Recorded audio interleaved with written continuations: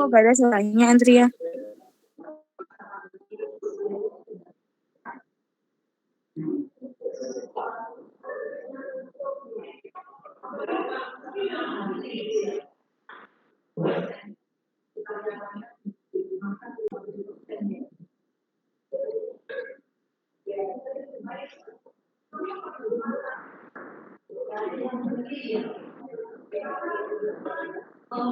Adalah pensil penghapus gunting dan kemudian Assalamualaikum teman-teman, di sini kami dari kelompok 1 akuntansi pagi reguler A akan menjelaskan mengenai proses pembuatan mind map. Kelompok kami sendiri terdiri atas saya sendiri Alifia dan Supami dan rekan saya Anissa Dewi, dan selanjutnya ada Ayu Kamelia Rahma, dan kemudian ada Rudiana Mafula, dan yang terakhir adalah Megawati Hendri Putri. Video ini kami buat sebagai pemenuhan tugas kelompok mata kuliah metodologi penelitian. Pertama yang harus kita perhatikan ketika membuat mind map adalah kita harus menentukan konsep dan juga menyediakan peralatannya. Peralatan yang dibutuhkan diantaranya adalah karton manila, kertas manila ukuran A4, spidol warna-warni, dan juga artikel lengkap. Artikel lengkap ini udah termasuk di dalamnya adalah pensil, penghapus gunting, dan lainnya. Kemudian adalah juga double tip sebagai alat perekat dan buku literatur atau buku penunjang atau referensi lainnya sebagai bahan penunjang atau referensi dalam pembuatan mind map ini. Hal pertama yang harus kita lakukan saat membuat mind map adalah kita harus membaca tuntas terlebih dahulu mengenai materi apa yang hendak kita jadikan mind map. Selanjutnya baru kita buatkan sketsa skala kecil peta konsep mind map tersebut di kertas HVS. Tujuannya adalah jika nantinya terjadi kesalahan, kita tidak akan melakukan kesalahan tersebut di karton manila, melainkan hanya dalam peta konsep kecil saja, dan bisa diperbaiki ulang jika tidak sesuai dengan materi yang ada dalam buku atau literatur lainnya. Pembuatan mind map itu sendiri dimulai dari bagian tengah yang menunjukkan itu adalah babnya, kemudian nantinya akan ditarik garis yang menunjukkan itu subbabnya. Langkah selanjutnya adalah kita membuatkan kata-kata atau kalimat-kalimat yang menunjukkan itu bab, subbab, maupun sub-subbab lainnya di kertas manila ukuran A4. Tujuannya adalah kita menggunakan perpaduan warna yang berbeda untuk menonjolkan atau mempertegas isi dari mind map tersebut. Dan juga tujuannya adalah agar mempermudah kita nantinya hanya untuk menempelkan saja pada karton manila yang besar.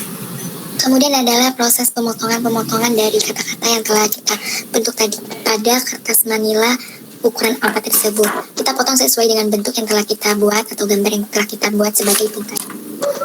Kemudian kita potong-potong, lalu kita tempelkan double tip di belakang kertas manila ukuran tersebut. Kita lakukan semuanya pada kertas yang telah kita potong-potong tadi. Tujuannya adalah untuk menempelkan atau merekatkan kertas tersebut pada karton manila yang berukuran besar. Kemudian menempelkan potongan tersebut pada kertas manila yang ukuran besar. Kita mulai penempelannya pada bagian tengah yang merupakan adalah babnya. Kemudian nanti kita tarik garis dari bab tersebut yang menunjukkan subbabnya. Kita tempelkan semuanya hingga semuanya selesai. Termasuk di dalamnya adalah sub-subbab yang bagian dari subbab tersebut. Kita pun juga bisa menambahkan bingkaian-bingkaian atau gambaran-gambaran yang masih relevan dengan pembahasan materi tersebut. And finally, this is our tips dari kami dalam proses membuat mind map adalah yang pertama, kita harus membaca tuntas terlebih dahulu mengenai apa yang akan map. Selanjutnya kita harus bisa bermain dengan warna untuk menonjol atau mempertegas isi mind map kita. Dan kita juga bisa menggunakan beberapa konsep, misalnya pada pembahasan kali ini kita menggunakan konsep yaitu otak di bagian tengah yang merupakan akar dari segala masalah, dan kita juga di sini terdapat lampu-lampu atau yang menunjukkan itu ide untuk menyelesaikan masalah. Tapi teman-teman juga bisa menggunakan beberapa konsep lainnya yang masih relevan atau mendukung dengan materi pembahasan teman-teman. Terima kasih atas perhatiannya dan semoga bermanfaat. Wassalamualaikum warahmatullahi wabarakatuh. Bisa diperbesar untuk mind mapnya itu?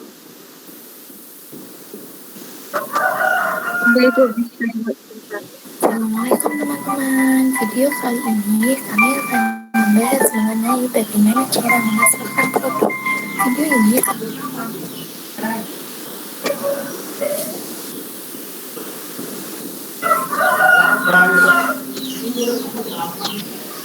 Bisa agak diperbesar lagi?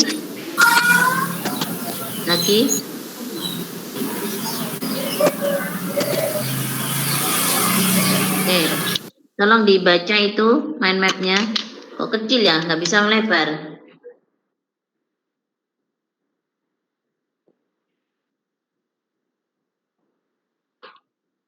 Baik, bisa dijelaskan mungkin isi dari mind map-nya itu, gambarnya.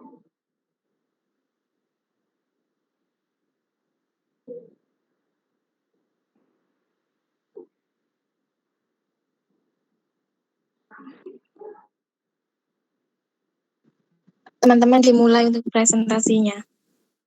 Iya. Sebentar, Via, tolong kamu jelaskan dulu gambar dalam mind map apa saja yang mau kamu jelaskan. Oh, enggak Ibu. Assalamualaikum warahmatullahi wabarakatuh. Waalaikumsalam warahmatullahi wabarakatuh. Dalam mind map kami ini adalah menjelaskan mengenai mendefinisikan masalah yang bisa teman-teman lihat di bagian tengah itu yang merupakan babnya. Dan kemudian dari pembahasannya ini, yang bagian atas adalah subbabnya yang menjelaskan mengenai pengertian dari masalah itu sendiri. Kemudian ada di bagian bawah sumber masalah dan ada sub-subbab lagi dari sumber masalah itu yang merupakan adalah observasi, dedukasi dari teori, perpustakaan, masalah sosial, situasi praktis, dan pengalaman pribadi. Bergerak ke arah samping dari subbab sumber masalah, yaitu ada jenis-jenis masalah, di mana jenis-jenis masalah ini terdiri atas permasalahan deskriptif, permasalahan komparatif, dan permasalahan asosiatif. Oke, baik. Dimulai, Bu, presentasinya. Ya. Oke. Assalamualaikum warahmatullahi wabarakatuh. Waalaikumsalam warahmatullahi wabarakatuh. Kami dari kelompok 1. Sebelumnya, saya akan memperkenalkan diri. Nama saya Rudina Mafula dan rekan saya ada Alivia Intan Supami, Anissa Dewi, Megawati Hendra Putri, dan Ayu Kameli Rahma. Pengertian menurut Stoner 1982 mengemukakan bahwa masalah-masalah dapat diketahui atau dicari apabila terdapat penyimpangan antara pengalaman dengan kenyataan, antara apa yang direncanakan dengan kenyataan, adanya pengaduan dan kompetisi. Sumber masalah dalam penelitian. Yang pertama, observasi. Masalah yang muncul dari observasi merupakan jenis masalah yang didapatkan dari pengamatan pada sebuah objek terkait dari banyak kuantitas atau kualitas. Masalah dalam bentuk observasi kebanyakan berasal dari hubungan antara beberapa aspek yang belum memiliki penjelasan memadai karena hal tersebut dilakukan begitu saja tanpa ada pertimbangan ilmiah. Kebanyakan fenomena yang muncul berasal dari otoritas atau tradisi yang berlaku dalam sebuah daerah. Selanjutnya akan dijelaskan oleh rekan saya. Yang kedua yaitu dedukasi dari teori. Banyak hasil penelitian akan menghasilkan banyak teori, dan biasanya beberapa teori akan saling menguatkan atau saling melemahkan satu sama lain. Kebenaran dari teori ini tidak hanya benar terhadap rasio, tapi juga harus dibuktikan pada praktiknya di lapangan. Meskipun demikian, kebanyakan masalah yang muncul dari deduksi terhadap teori pada umumnya digunakan untuk mencoba keberlakuan suatu teori yang pada sekelompok objek penelitian. Tujuannya untuk mengetahui teori tersebut berlaku untuk objek dengan karakter yang berbeda dari tempat di mana teori tersebut dikembangkan. Yang ketiga, perpustakaan. Hasil penelitian mungkin memberikan rekomendasi perlunya dilakukan penelitian ulang atau replikasi, baik dengan atau tanpa variasi. Replikasi dapat meningkatkan validitas hasil penelitian dan kemampuan untuk digeneralisasikan lebih luas. Laporan penelitian sering juga menyampaikan rekomendasi kepada peneliti lain tentang apa yang perlu diteliti lebih lanjut. Hal ini juga menjadi sumber untuk menentukan masalah yang perlu diangkat untuk diteliti. Selanjutnya akan dijelaskan oleh rekan saya, Mimi.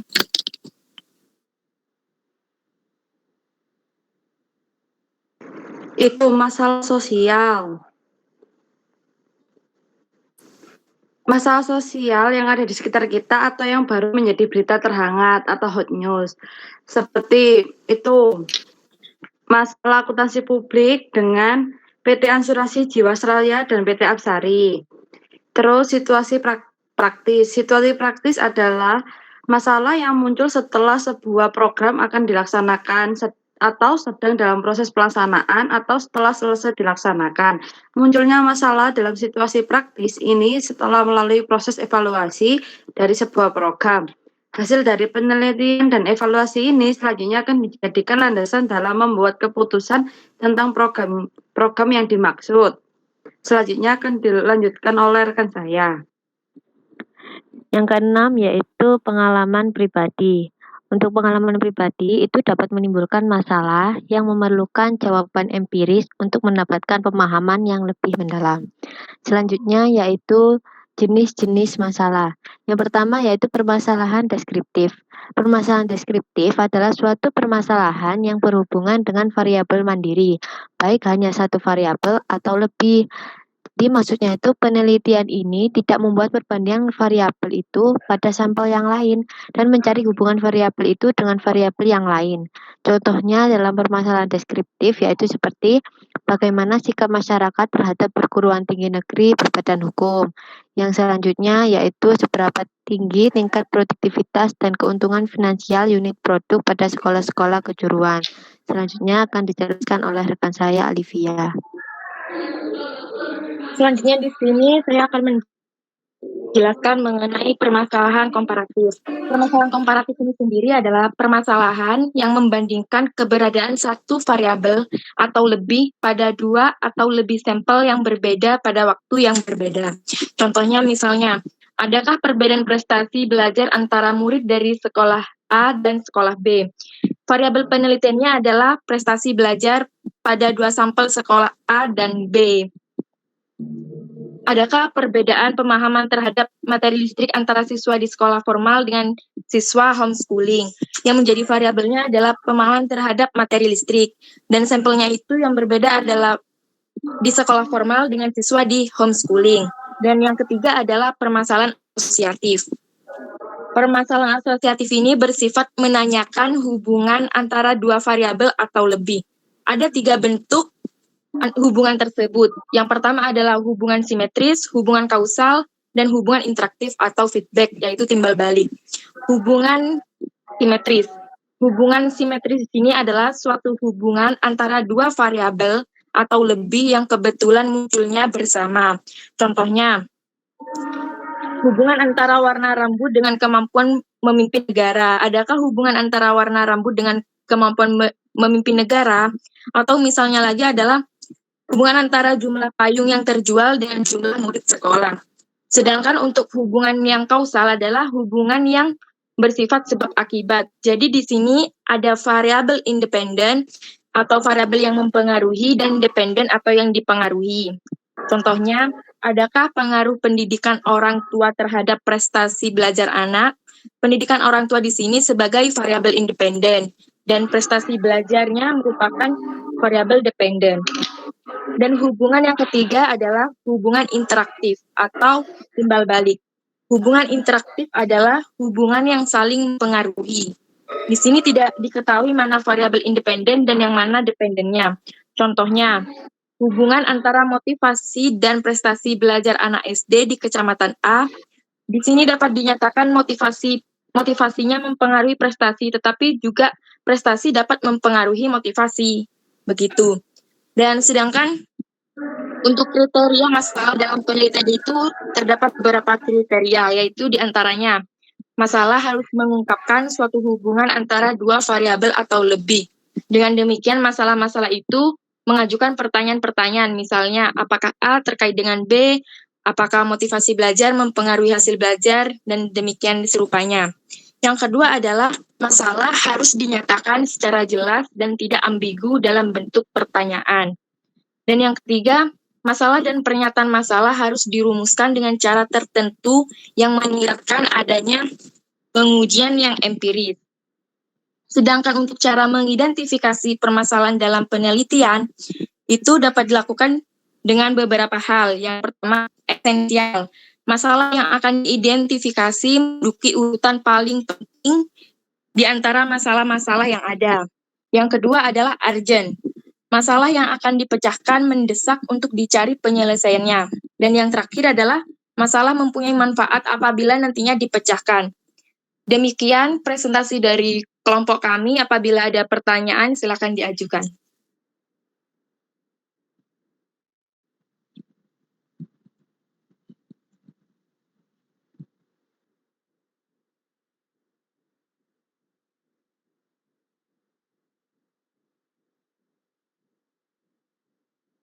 Kepada teman-teman semua yang dirasa belum ada jelas, bisa dipertanyakan. Terima kasih.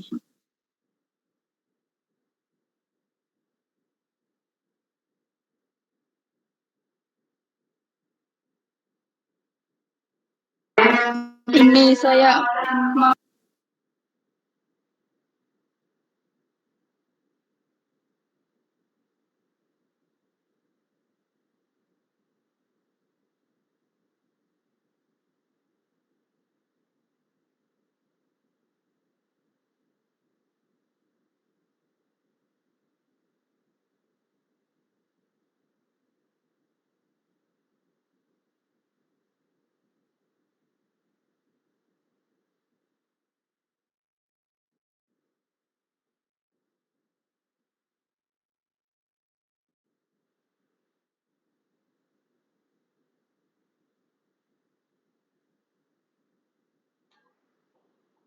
Maaf, masih di mute. Baik, Pia. Tadi ya, dari mind map itu yang mau kamu bahas itu adalah ada 3 sub tema ya. Tema besarnya kan mendefinisikan masalah. Kemudian kamu ada pengertian, terus ada sumber-sumber masalah itu dari mana saja kita dapatkan, dan ada jenis masalah. Begitu? Oke, Bu. Iya, oke. Ya, jadi saudara di dalam nanti membuat menyusun skripsi itu jangan sampai ada yang saya itu nggak bisa Bu membuat merumuskan masalah. Ya. Dari mana sebetulnya masalah itu? Ya. Jadi masalah itu bisa kamu tadi sumbernya sudah disebutkan oleh temanmu itu ya. Bisa kita lihat dari laporan penelitian yang lalu. Itu biasanya ada rekomendasi peneliti bahwa selanjutnya yang perlu diteliti itu adalah ini. Nah, itu ada rekomendasi dari peneliti. Bisa itu dilanjutkan sebagai sumber masalah untuk penelitian baru. Ya. Kemudian yang kedua dari mana? Ya, kamu melihat fenomena yang ada. Misalkan saja tadi kamu melihat yang ada saat ini, ya, fenomena yang muncul apa? Misalkan, ya, misalkan itu seperti mergernya Gojek dengan apa itu? Tokopedia, Bu. Tokopedia, betul. Nah, ya, itu sama-sama perusahaan virtual, ya. Nah, sebetulnya merger itu tujuannya apa? Jadi merger itu kita rumuskan tuh X-nya kan berarti variabelnya. Nanti kita cari indikatornya. Melihat dari teori. Tujuannya apa sebetulnya dilakukan merger? Mengembangkan usaha tersebut. Mengembangkannya itu ujungnya kemana? Penggabungan usaha. Nah, ujungnya kemana tujuannya itu? Kalau ada 2 usaha bergabung itu sebetulnya untuk apa?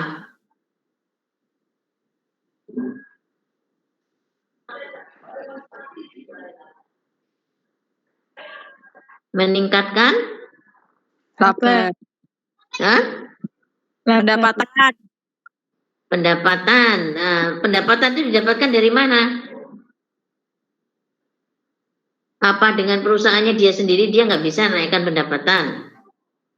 Bisa. Bisa, Bu. Bisa.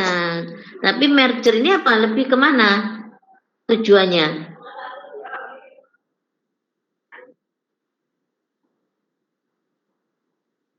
Meningkatkan pangsa Pasar.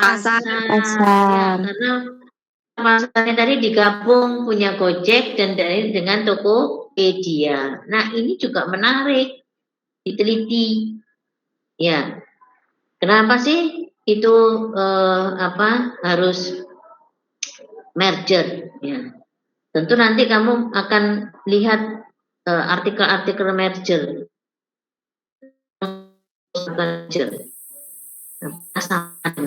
Nah, ini apa? Penelitiannya juga ada. Hal yang baru novelty itu. Yang sedang itu kamu teliti, ya. Itu nilainya tinggi. Ya. Jadi tidak melakukan yang sudah pernah diuji itu lagi yang diulang lagi, ya. Tapi memang nggak salah, ya, karena sumber permasalahan itu bisa didapatkan tadi dari penelitian terdahulu, dari literatur, ya, kamu baca di perpustakaan, kemudian dari fenomena yang ada, ya. Nah, kemudian permasalahan itu mulai saudara kerucutkan, misalkan saudara sebetulnya ingin mengetahuinya itu dalam atau hanya mengeneralisir. Misalkan tadi kalau merger ketemu dengan meningkatkan pasar-pasar, ini berarti kamu sedang menguji, ya, menguji teori yang ada dicocokkan dengan fakta yang ada. Teorinya merger apa, teorinya tentang pangsa pasar apa, kemudian nanti itu saudara akan menggunakan teori itu melalui instrumennya, menggunakan metode survei, yaitu dengan membuat angket atau kuesioner. Nah, setelah itu baru digeneralisir, ya, diuji dengan teorinya. Itu berarti pendekatan apa itu? Kuanti apa kuali? Kuantitatif.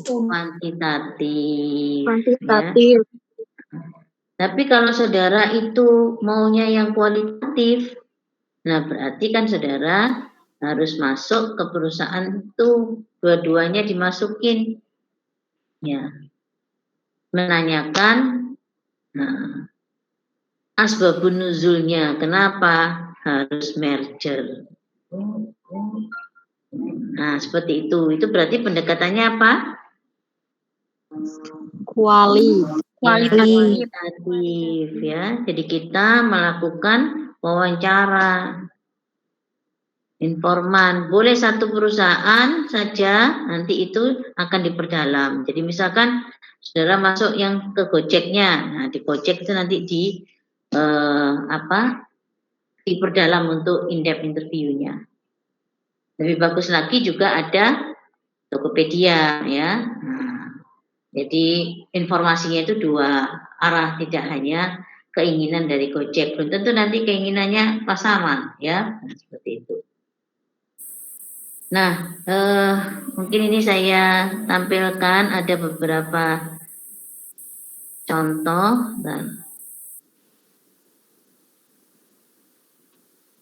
untuk merumuskan masalah.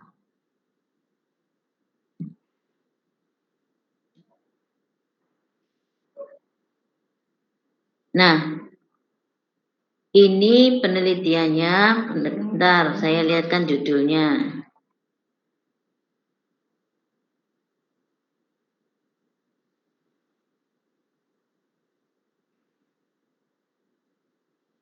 Ya, ini judulnya.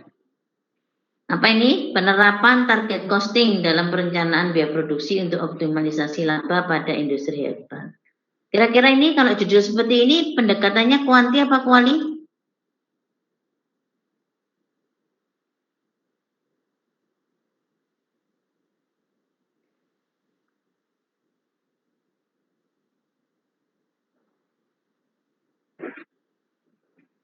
Judul itu nanti akan mempengaruhi rumusan masalahmu. Ini masuk kuanti apa kuali?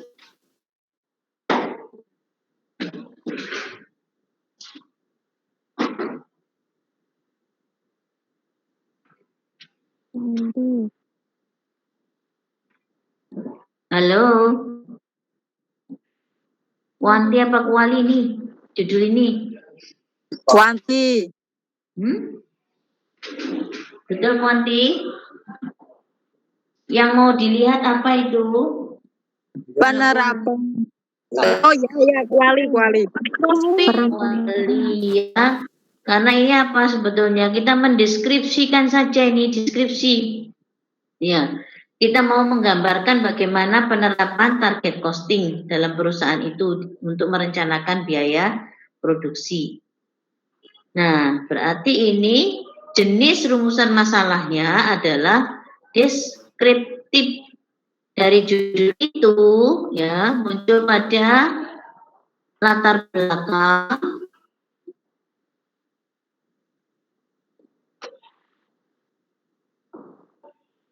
ya. Jadi di latar belakang itu saudara membuat seperti kukusan hal yang umum dulu, kemudian mengerucut ya, jangan tiba-tiba tembak langsung ya, mengerucut ke permasalahan yang ada. Ini boleh memberikan gambaran UMKM yang ada di Indonesia ya.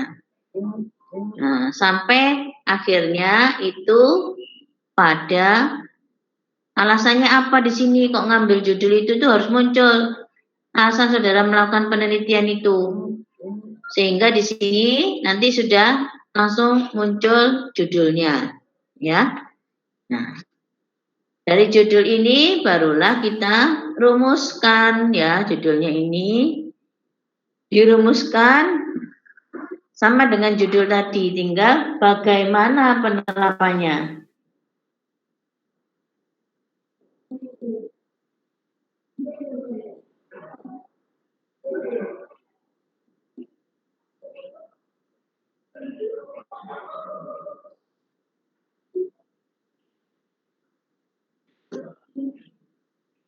Bagaimana penerapannya ya? Nah, tujuannya apa? Nah, itu untuk mendeskripsikan penerapan ini. Ini adalah rumusan masalah untuk yang deskripsi. Oke. Sekarang kita lihat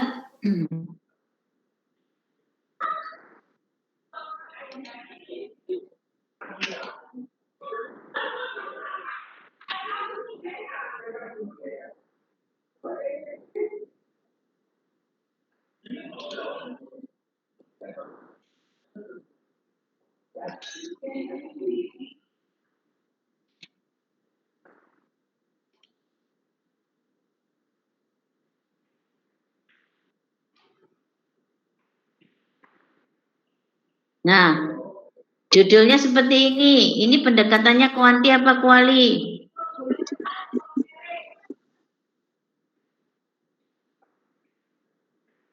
Kuanti apa kuali? Halo?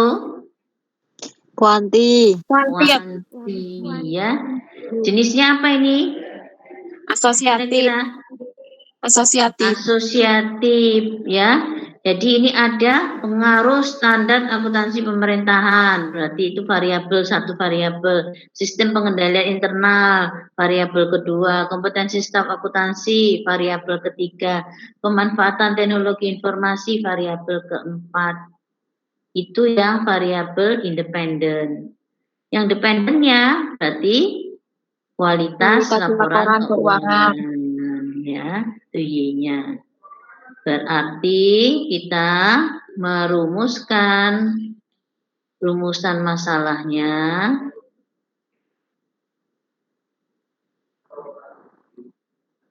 ya.